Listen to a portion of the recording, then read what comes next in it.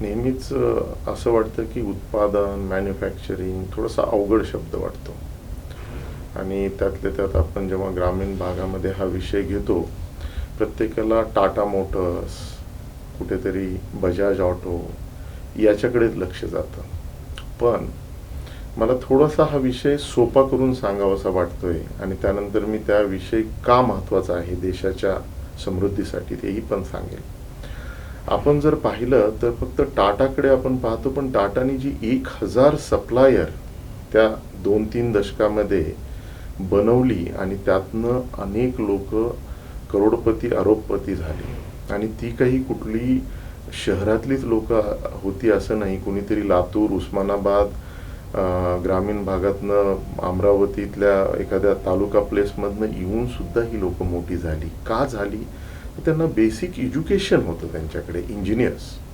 आणि आपण जर आज पाहिलं तर इंजिनिअरिंग हा विषय एवढा आवडता आहे महाराष्ट्रामध्ये किंवा भारतामध्ये, मुबलक नाही, जेवढे लागतात त्याच्यापेक्षा अतिउत्पादन इंजिनियर्सचं होत आहे. तर त्यासाठीच मला आज सांगावं वाटतंय की जे इंजिनियर्स हताश होत आहेत, त्यांना कुठेतरी हाताला काम नाही लागत आहे, तर त्यांच्याकडे सुद्धा उत्पादन क्षेत्र किंवा नवीन एखादा उद्योग करण्याचा हा सुद्धा पर्याय आहे.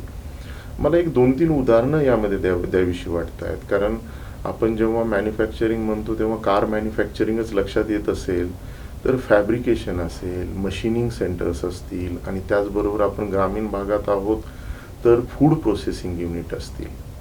मग ते एखादा नागपूरसारखा भाग आहे जिथे संत्री चांगल्या प्रमाणात होते, तर कुठल्या एखाद्या भागामध्ये आलं अद्रक तयार होत असेल, कुठे साबुदाणा ज्यापासून बनतो असं ते कंद तयार होत असेल, तर याची प्रोसेसिंग युनिट जिथे पकतं किंवा जिथे पिकतं तिथेच हा प्रोसेसिंग युनिट तयार करून जगभरामध्ये तुम्ही त्याची निर्यात वाढवून देशाला समृद्ध बनवू शकता. आज उत्पादन क्षेत्र फक्त 12% आहे. आपल्याला ते पुढच्या काही काळामध्ये 20% पोहोचवायचं आहे. त्यासाठी भारतीय शासनाने make in India, PLI scheme, MSME असतील, त्यांच्या काही योजना बनवलेल्या आहेत, आत्मनिर्भर भारत, अशा अनेक योजनातनं याला थोडंसं प्रेरणा या क्षेत्राला देण्याचा प्रयत्न करत आहेत. तर आपण सुद्धा सरळ आणि साध्या मार्गे उत्पादन क्षेत्रामध्ये कसं काम करू शकता यावर विचार करावा. उत्पादन क्षेत्र म्हटलं की मोठी भांडवल, इन्व्हेस्टमेंट आली, याचा सुद्धा एक आपल्याला नेहमी भीती वाटते. त्याबद्दलही मला सांगायला आवडेल की सुरुवात तुम्ही छोट्यापासून करू शकता.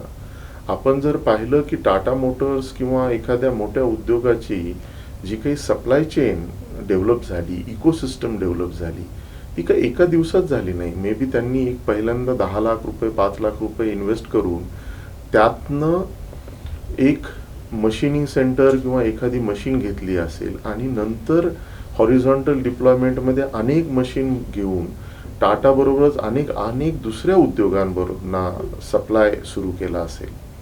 तर मला नक्कीच इथे सांगावं वाटेल की आपण या क्षेत्राचं सुद्धा निवड करावं आणि या क्षेत्राकडे बघावं. कारण या क्षेत्रामुळे भारत हा प्रबळ अर्थव्यवस्था बनू शकते.